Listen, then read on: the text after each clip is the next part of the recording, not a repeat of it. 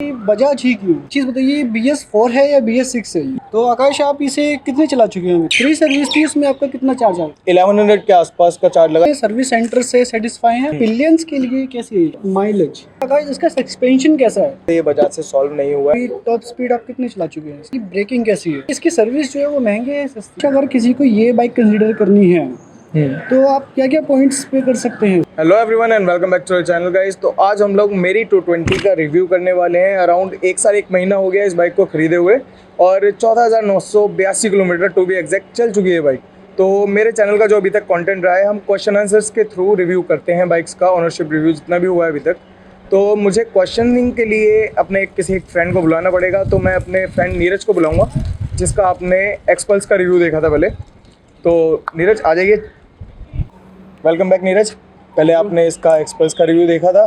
सो नीरज, आप जितने भी क्वेश्चनिंग वगैरह होने वाली है वो आज आप पूछने वाले, क्योंकि ऑनर मैं हूँ बाइक का। जरूर जरूर। तो पूछिए क्या पूछना है। अच्छा आकाश, फर्स्ट मेरा क्वेश्चन ये है कि बजाज ही क्यों? यार बजाज का ऐसा कोई ब्रांड का स्पेसिफिक नहीं था मेरे को ये था कि मुझे 220 पसंद थी। लास्ट कब से? तेरे को याद होगा 2010 में हमारा एक फ्रेंड लेके आया था, माजिद। जी जी जी जी जी। तो उसकी मैंने फर्स्ट टाइम 220 चलाई थी। उस टाइम जो मुझे इसमें कंफर्ट फील हुआ था, जो इसका सिटिंग पोजीशन है वो मेरे को बहुत कंफर्टेबल लगा। अकॉर्डिंग जो इसका पोस्चर है बैठने का, पोस्चर जो है बैठने का, थोड़ा सा आपको फॉरवर्ड लीन होना पड़ता है, बट ऐसा इतना ज़्यादा लीन नहीं होना पड़ता R15 वगैरह की तरह कि आपको बैक में पेन होने लगे या रिस्ट में पेन होने लगे। ऐसा कुछ भी नहीं था। तो मेरा क्या था, सबसे पहला पर्पस मेरे को टूरिंग में ज़्यादा है। जी हमारे ग्रुप में जितने भी हैं सबको ज़्यादातर टूरिंग में ही है। कोई ऐसा नहीं है कि कोई फास्ट चलाने वाला हो, वैसा कुछ, सबको टूरिंग में। तो टूरिंग के लिए मेरे को ये बेस्ट लगी थी, क्योंकि कहीं कोई पेन नहीं हो रहा था। मैंने चलाई थी उस टाइम माजिद के अराउंड 120 किलोमीटर के आसपास बाइक चलाई थी 2010 में।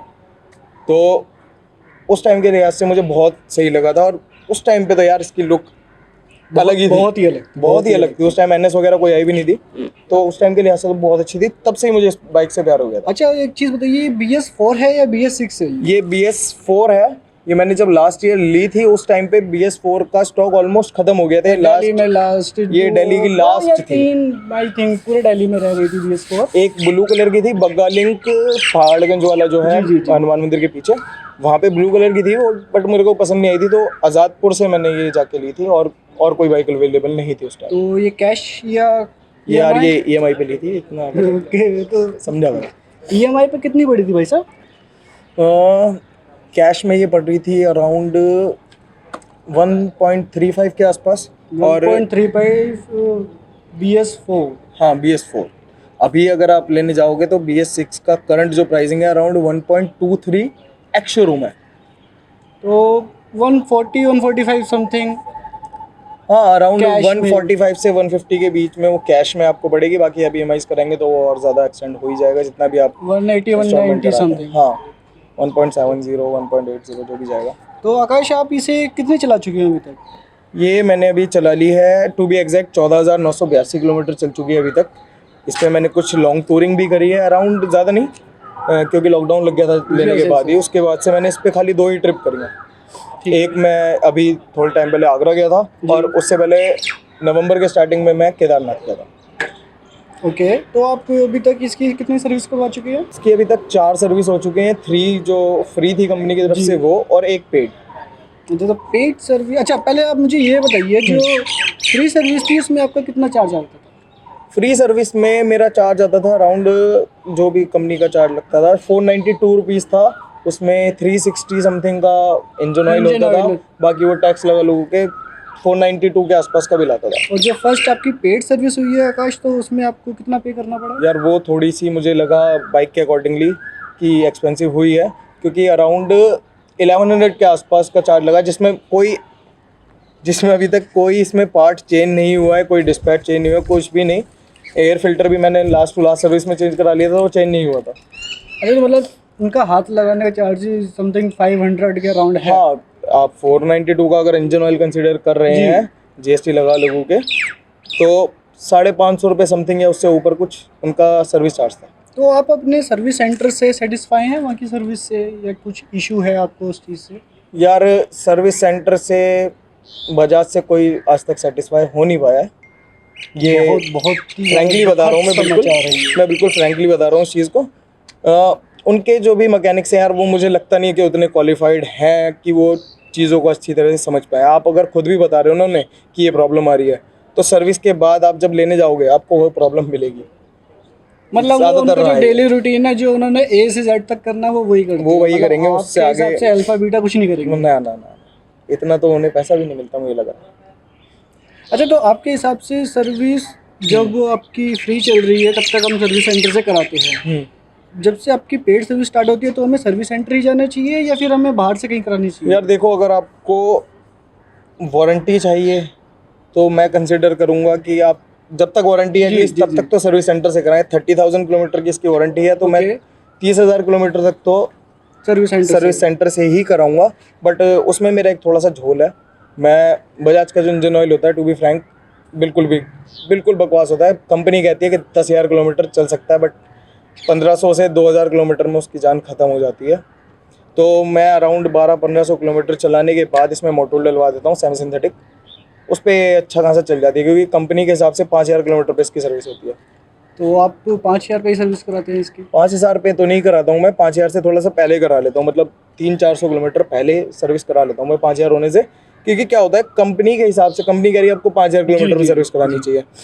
हम देखते हैं मीटर जी, हमने कंसोल देखना है 5,000 किलोमीटर हुए या नहीं। बट क्या होता है, आप ट्रैफिक में चल रहे हैं, स्टॉप एंड गो ट्रैफिक में, आपका इंजन तो कंटिन्यूसली चल ही रहा है, वो चल रहा है। रेड लाइट पे खड़े हैं या फिर ट्रैफिक में बिल्कुल रुके हुए हैं, वहाँ भी आपका इंजन कंटिन्यूसली चल रहा है। इंजन तो आपका रनिंग में है, वो तो रन कर रहा है, मीटर रनिंग कर रहा है। तो मे भी 5,000 किलोमीटर में आपने शायद जब सर्विस पे कराने गए हो तो आपकी शायद 5400-5500 किलोमीटर चल चुकी हो इंजन की बात हो रही है, बाइक नहीं इंजन। तो थोड़ा बहुत जो भी होता है, मतलब आप इंजन ऑयल टाइम से पहले करा लेते हैं। हाँ, थोड़ा सा टाइम से पहले मेरे हिसाब से करा लेना बेटर है। क्योंकि अगर यार 5,000 किलोमीटर कंपनी कह रही है जी, 400 को 300 किलोमीटर अगर आपने पहले करा लिया तो बुरा नहीं है, मैनेजेबल है। अच्छा, अब मुझे एक चीज़ बताइए, आपने अपना राइडिंग का जो सिटिंग पोस्चर है वो बताया बहुत कंफर्टेबल है, और पिलियंस के लिए कैसी है? पिलियन के लिए सबसे पहले तो मैं बात करूँगा सीट की।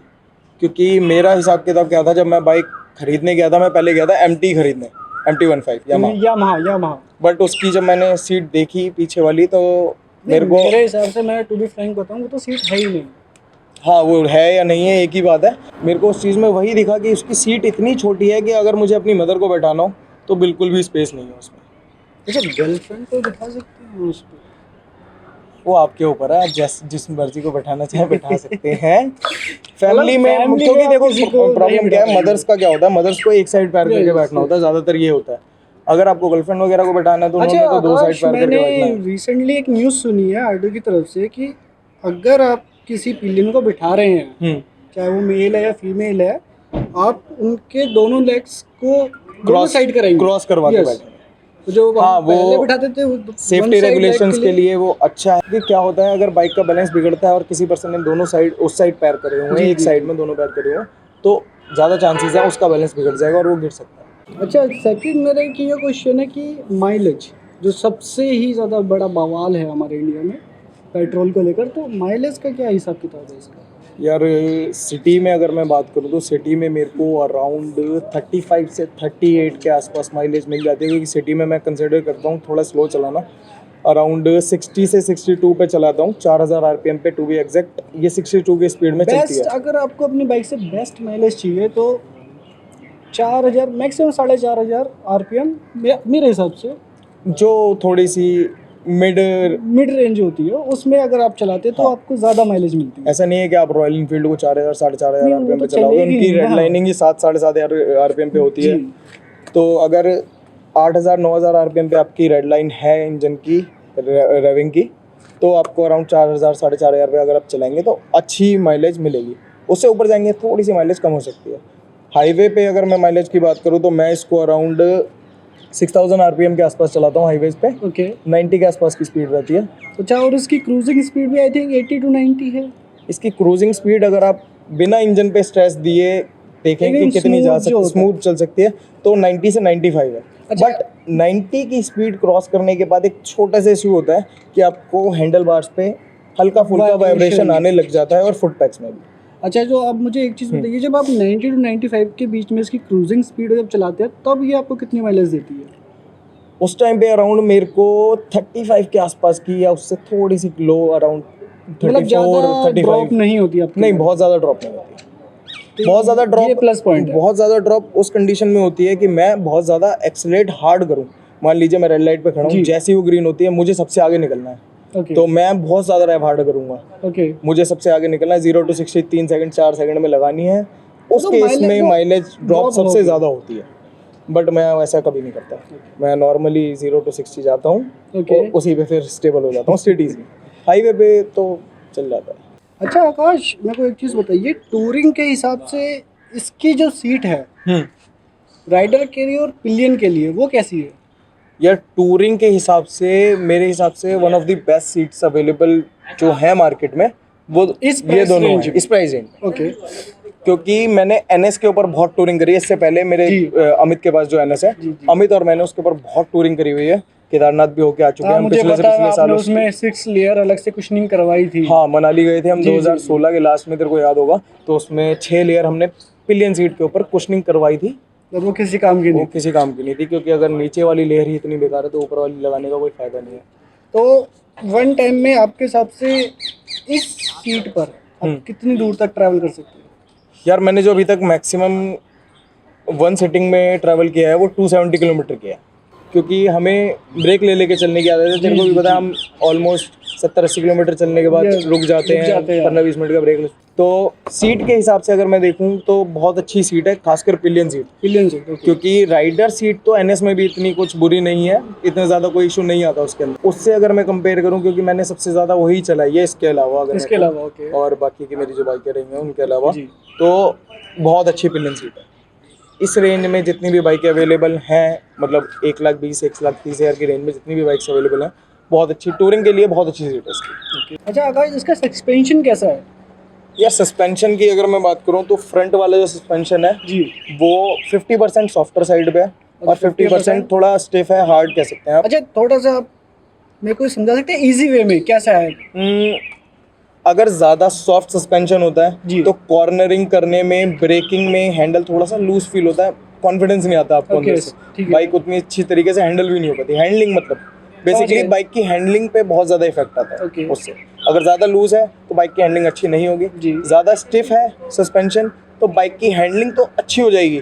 जैसे कि आपने अपाचे चलाई होगी, उसके सस्पेंशंस काफ़ी स्टिफ आते हैं, तो हैंडलिंग तो बहुत अच्छी होती है उसकी। बट जो बम्प्स वगैरह होते हैं, पॉट होल्स होते हैं, उनमें कंफर्ट नहीं मिल पाता फिर, तो एकदम से हिट करती है। तो इस चीज़ में मैं वापस इस पे आता हूँ।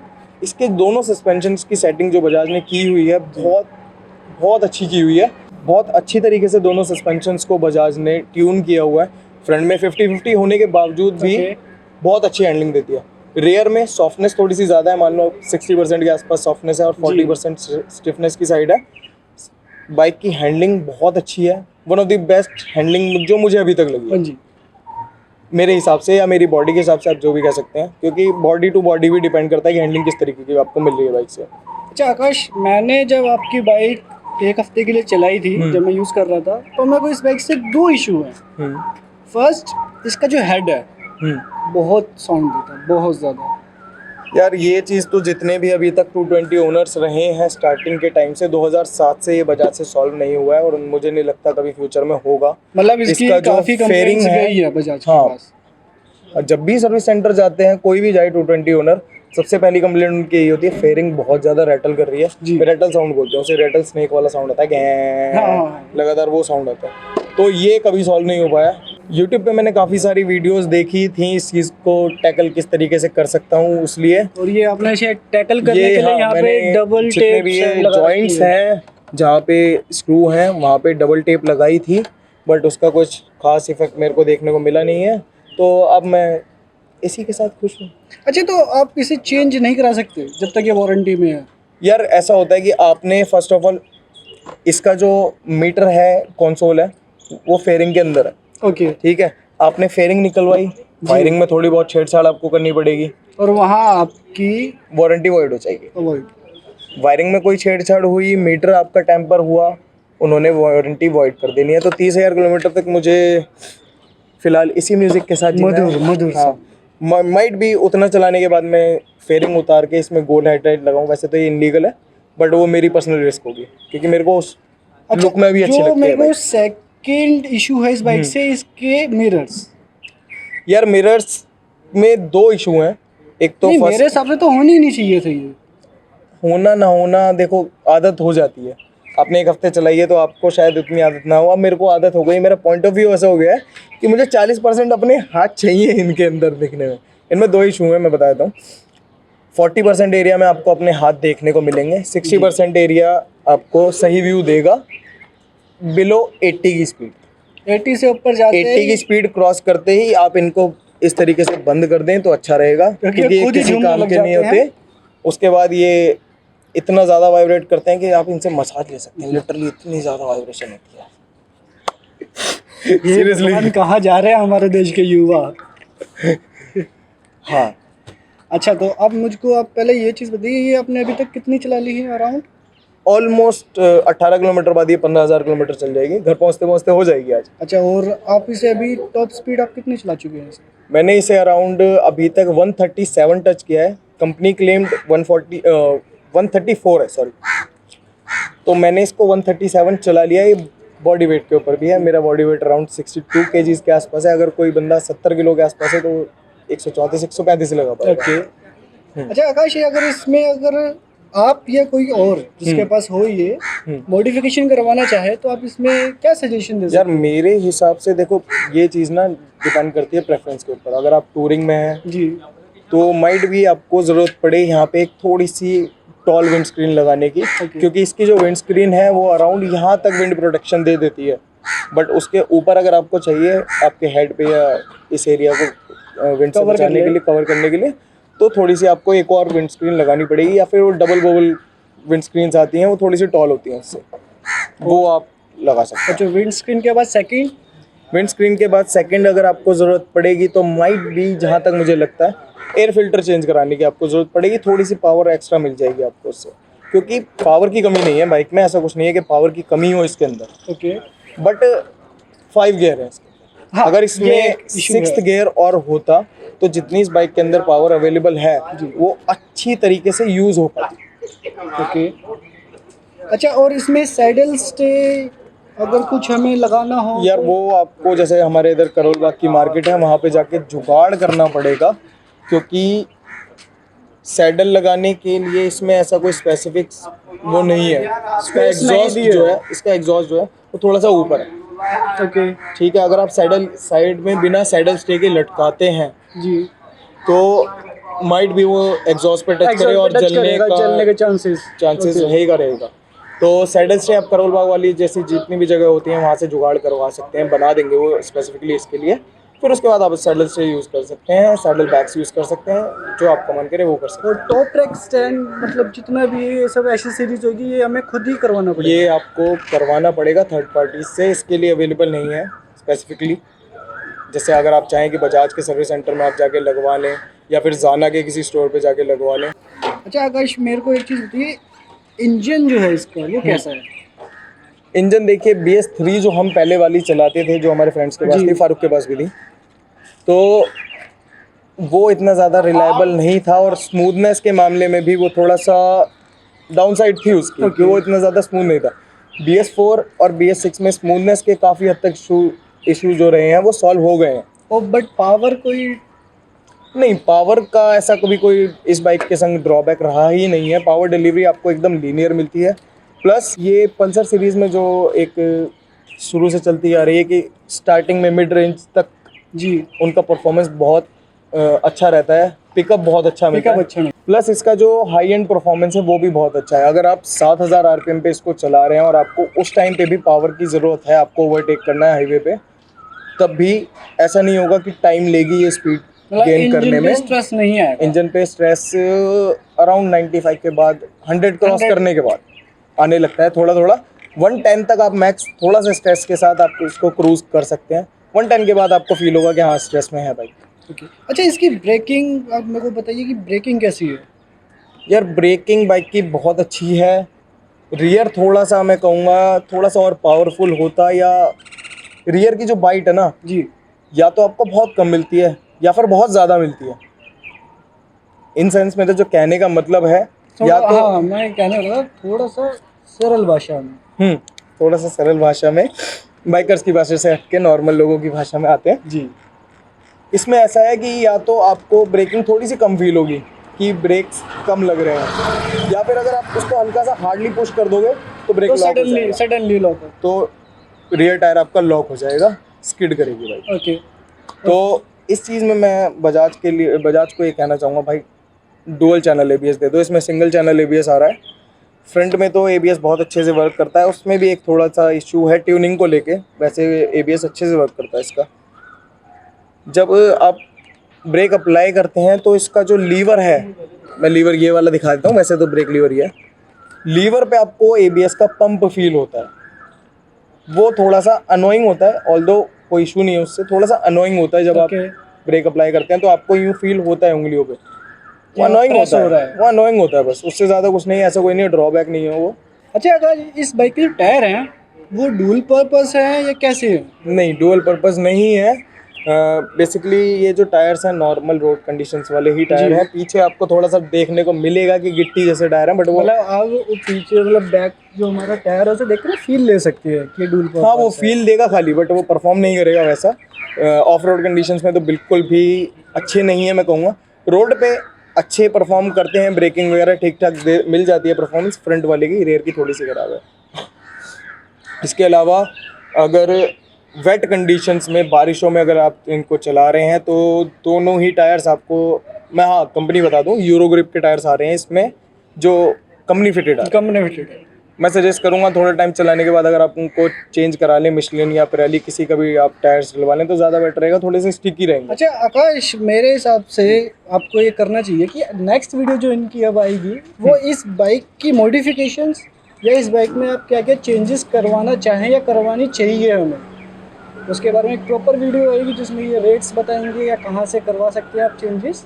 हाँ, मैं ट्राई करूँगा अगर टाइम मिलता है ऑफिस के बाद, क्योंकि यार देखो ऑफिस के साथ साथ मैनेज करना ना बहुत ज़्यादा डिफिकल्ट हो रहा है। संडे होता है, बट संडे को थोड़ा बहुत काम घर पे भी होता है जी, बाकी दोस्त अवेलेबल नहीं होते, ये बहुत बड़ा रीज़न है। देखो दोस्त अवेलेबल नहीं होते, एक पीछे वो कैमरा के पीछे खड़ा हुआ है। हाँ, मैं टायर्स पे था, वेट कंडीशंस में, रेनी कंडीशंस में टायर्स की परफॉर्मेंस बहुत बेकार है। लिटरली आपको ऐसा फील होगा साबुन की टिकिया पे ऊपर बाइक चला रहे हैं। ब्रेक अप्लाई करते ही स्किड, ब्रेक अप्लाई करते ही रेयर टायर तो बिल्कुल स्किड करेगा ही करेगा। तो ऐसी कंडीशंस में आप क्या करते हैं? मैं ऐसी कंडीशंस में दिल पे पत्थर रख के बहुत धीरे चलाता हूँ। Okay, good. क्या कर सकते हैं, क्योंकि अभी तक मेरा कुछ ऐसा बजट का चल रहा था इशू, लॉकडाउन के बाद से जॉब का थोड़ा सा सीन चल रहा था, तो मैं टायर्स चेंज नहीं करवा पा रहा था।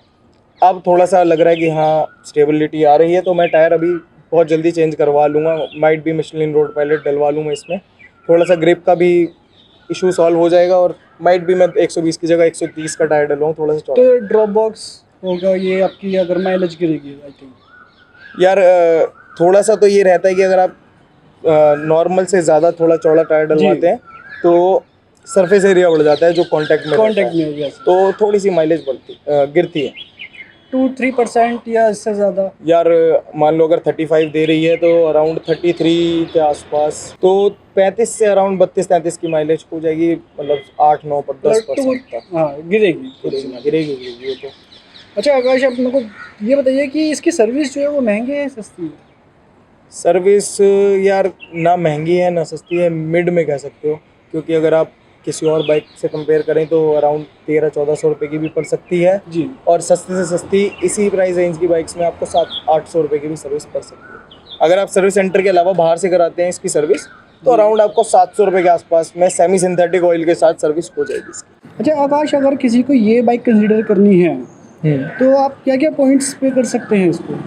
यार सबसे पहले तो जिस प्राइस सेगमेंट में ये अभी अवेलेबल है उस प्राइस सेगमेंट में आपको 2-3 बाइक्स और मिल जाएंगी, जैसे कि अपाचे मिल जाएगी आपको, प्लस एनएस मिल जाएगी, थोड़ा सा और प्राइस डालेंगे, दोनों में ही आपको थोड़ा सा और प्राइस डालना पड़ेगा। बट अगर आपको टूरिंग करनी है जी तो अपाचे आप ना ही कंसिडर करें तो ज़्यादा बेटर है, क्योंकि वो थोड़ा सा स्टिफ परफॉर्म करती है। ये बाकी रही बात एनएस और इसकी, अगर आप पिलियन के साथ करते हैं जी टूरिंग तो आपको मेरे ख्याल से यही कंसिडर करनी चाहिए, क्योंकि NS में तो पिलियन की बैंड बज जाएगी, लिटरली बैंड बज जाती है। अराउंड 70-80-100 किलोमीटर चलाने के बाद पिलियन आपको थप्पड़ मार देगा पीछे से। लिटरली ऐसा हुआ है हमारे साथ। अमित पीछे बैठा हुआ था, मैंने अराउंड 100 किलोमीटर से ब्रेक नहीं लिया था। हम आई थिंक पोंटा साहिब से वापस आ रहे थे, 2015-16 की बात है। तो अमित ने पीछे से मेरे हेलमेट पे पट करके मार दिया था कि भाई बाइक रोक दे, अब नहीं बैठ पाऊंगा मैं इस पे। और ओके, मतलब वो बहुत कंफर्टेबल हार्ड नहीं सीट है, प्लस थोड़ा सा उसका सस्पेंशन भी हार्ड है। ओके, तो अगर टूरिंग में आप हैं तो टूरिंग में इस प्राइस सेगमेंट में ये बाइक आप कंसिडर कर सकते हैं। अगर आपको माइलेज अच्छी चाहिए उस चीज़ में भी आप कंसिडर कर सकते हैं। सर्विस NS के अकॉर्डिंगली इसकी सस्ती है, क्योंकि NS में कंपनी से ही फुली सिंथेटिक ऑयल लगता है जी। जबकि बजाज इसमें जो मिनरल ऑयल होता है नॉर्मल वाला वो डालती है। ओके, तो आप टूरिंग के लिए आप इसको अच्छे से कंसिडर कर सकते हैं। बाकी आपकी बॉडी टाइप के ऊपर भी है यार, अगर आप 5'4" हैं या फिर 5'11" हैं जी, तो माइट भी आपका सेटिंग पोजीशन थोड़ा सा पोस्चर में डिफरेंस आ जाएगा। तो आप जब भी किसी को लेनी हो तो मैं यही कंसिडर करूँगा, कोई भी बाइक आप खरीद रहे हो एक बारी टेस्ट ड्राइव ले लें। छोटी वाली टेस्ट ड्राइव नहीं जो शोरूम वाले अवेलेबल कराते हैं कि आपने 1 किलोमीटर 2 किलोमीटर चला ली। किसी दोस्त यार के पास अगर बाइक अवेलेबल हो तो उससे लेके सिटी में भी 20-30 किलोमीटर और हाईवे पे भी 50-60 किलोमीटर चला के देख लो कि आपकी बॉडी के अकॉर्डिंगली बाइक सूटेबल है या नहीं। ओके, तो इसी के साथ अब वीडियो को रैप करते हैं। आई थिंक काफ़ी लंबी वीडियो हो गई है आज की, अराउंड 10-12 मिनट की पहले बनती थी और ये शायद 15 मिनट के आसपास की तो मिनिमम जाएगी। खुद की बाइक की थी ना ये? हाँ, तो भावनाएं जुड़ी है ना अपनी तो यार। तो यही था हमारा आज का रिव्यू। अगर आपको ये वीडियो पसंद आई हो तो लाइक कर देना, शेयर कर देना और हमेशा की तरह चैनल को सब्सक्राइब कर देना। बहुत से लोग वीडियो देख के चले जाते हैं पर सब्सक्राइब नहीं करते यार। होता है मतलब व्यूज़ ठीक ठाक आ रहे हैं, मतलब 2-3 हज़ार व्यूज़ आ रहे हैं बट सब्सक्रिप्शन अभी मेरा डाउन ही है। होता है कि इतनी मेहनत करने के बाद भी अगर आप सब्सक्राइब ना करें तो एप्रिसिएशन की तरह लेते हैं हम लोग उसे।